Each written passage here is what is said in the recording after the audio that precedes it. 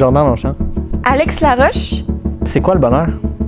Je pourrais pas vous dire, parce que il y a tellement de choses qui définissent le bonheur. On parle souvent du bonheur comme quelque chose à atteindre, un idéal, un but de vie, mais on se pose pas souvent la question, c'est quoi le bonheur?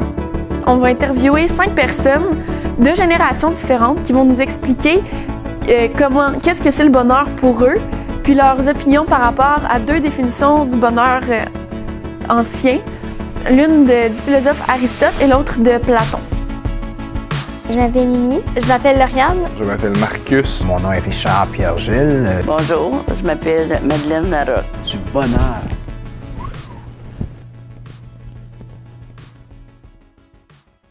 Aristote, lui, disait que le bonheur, c'est un but suprême qu'il faut absolument atteindre dans sa vie et que on confond souvent le succès et le bonheur. Le bonheur, un bien suprême, comme dirait Aristote.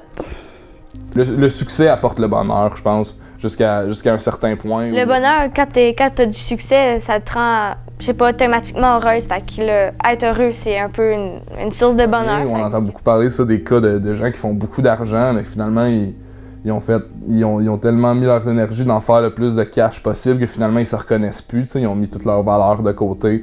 Ils se sont fait avoir par ça, puis sont plus heureux pantoute malgré le succès de leur entreprise ou leur succès. C'est un grand bien, le bonheur. Mais faut pas penser que le bonheur, ça veut dire que tu es toujours heureux, parce que ça, c'est impossible. Le philosophe Platon pensait que le bonheur n'était qu'une illusion. C'était un sentiment qu'on se créait pour donner des réponses à la mort, à la vie en général. Pour lui, le bonheur, c'était un objectif inatteignable, un parfait qui n'était pas possible de rejoindre en soi. Ben, tu sais, le gars, c'est ça, ce gars-là, il était pas bien, là, tu sais. Ce gars-là, il est pas bien, là, tu sais. Non, je suis pas d'accord avec monsieur Platon. Je dirais que le bonheur est furtif. Une illusion, c'est quelque chose on voit, mais qui est pas vraiment.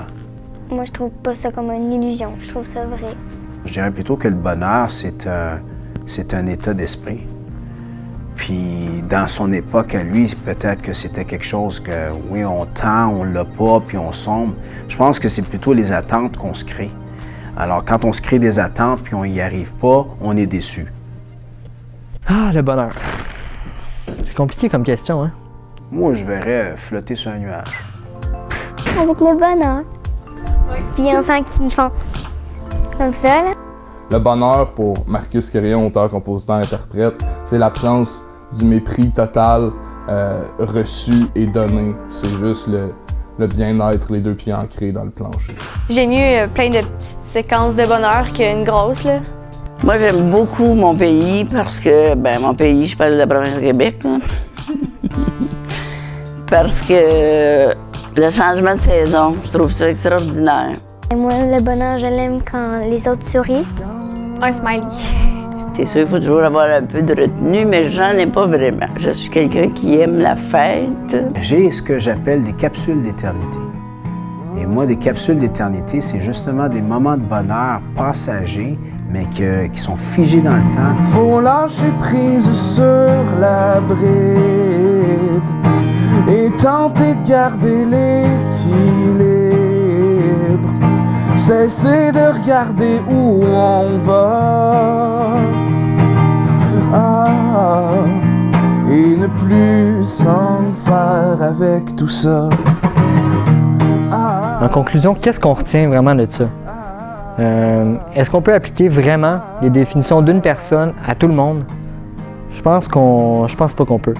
Je pense que chacun a notre opinion du bonheur. Puis je pense pas que ça peut s'interchanger d'une personne à l'autre. À la lumière de toutes les entrevues qu'on a réalisées, on se rend compte que le bonheur, c'est beaucoup plus compliqué à... En fait, non, c'est pas si compliqué. C'est très simple à définir parce que chaque personne le vit à sa manière, l'explique selon ses propres valeurs, ses ambitions.